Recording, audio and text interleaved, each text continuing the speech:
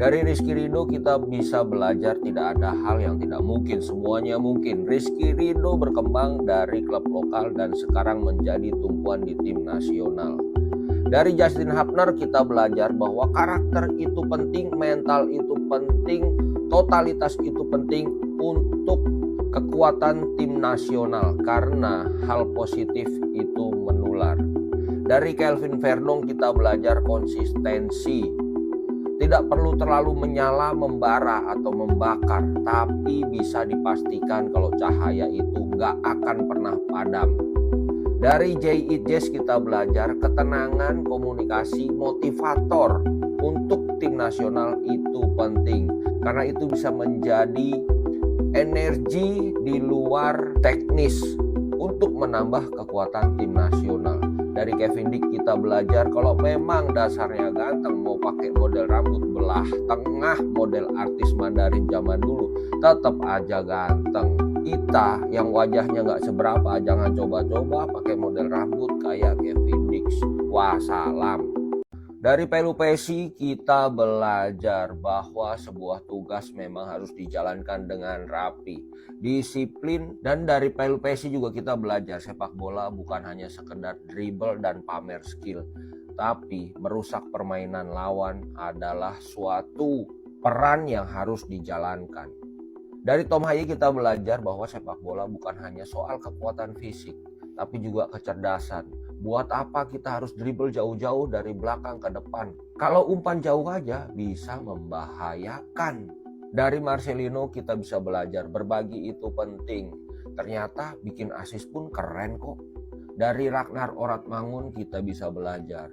Kadang manusia harus menjalankan perannya walaupun tidak terlalu kelihatan, tapi ada yang dibuka, yaitu sebuah ruang sehingga menciptakan peluang untuk teman-teman di timnya.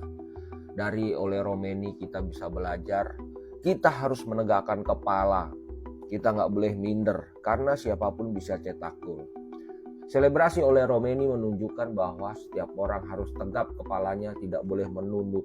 Jadi tetap optimis, jangan minder. Ini bisa dipakai oleh para jomblo di saat lebaran nanti ditanya kapan nikah, kita langsung tegap kepala, jangan minder. Pokoknya pede terus, laku nggak laku belakangan. Hilgers dituduh pura-pura cedera sama salah satu anggota DPR. Kenapa dia tuduh Hilgers pura-pura cedera? Ya mungkin dia juga kadang berpura-pura cinta sama rakyat di saat menjelang pemilu. Jadi kayaknya semua orang dia anggap bisa berpura-pura. Bahkan dia di sini menulis, kalau nggak percaya konfirmasi aja ke RS Mitra Cibubur. RS Mitra Cibubur langsung kasih klarifikasi untuk data pemeriksaan medis setiap orang itu dilindungi undang-undang, itu dirahasiakan, nggak boleh untuk diumbar-umbar. Jadi nggak mungkin mau orang konfirmasi ke sana juga nggak akan dapat data itu karena itu semua sudah sesuai dengan perjanjian dan undang-undang. FC Twente juga sudah mengeluarkan klarifikasinya. Menurut tim medis dari FC Twente, cedera Hilgers memang tidak berat, tapi saat ini menjalani latihan terpisah.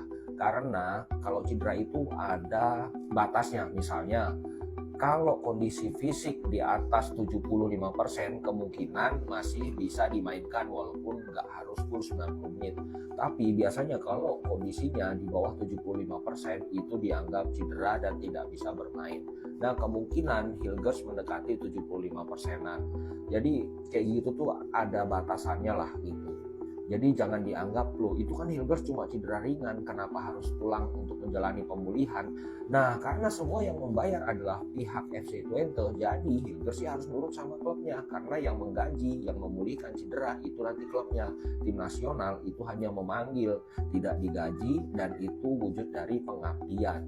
Begitu. Ya gue berharap sih ini ada tindakan dari PSSI, paling nggak kritik terhadap Pak Andre inilah ya. Karena waktu itu Pak Arya juga dengan tegas mengkritik netizen yang menghujat Hilgers.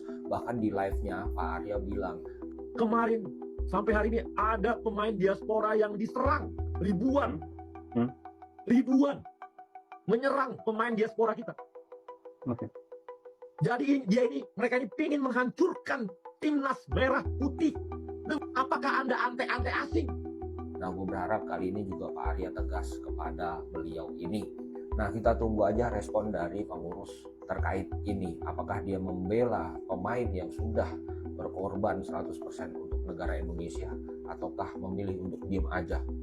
Bang, untuk round 4 nanti sistemnya bagaimana? Jadi untuk di round 4 nanti sudah nggak ada lagi home and away ya. Jadi nanti dipilihlah tempat netral, kemudian dibagi 2 grup.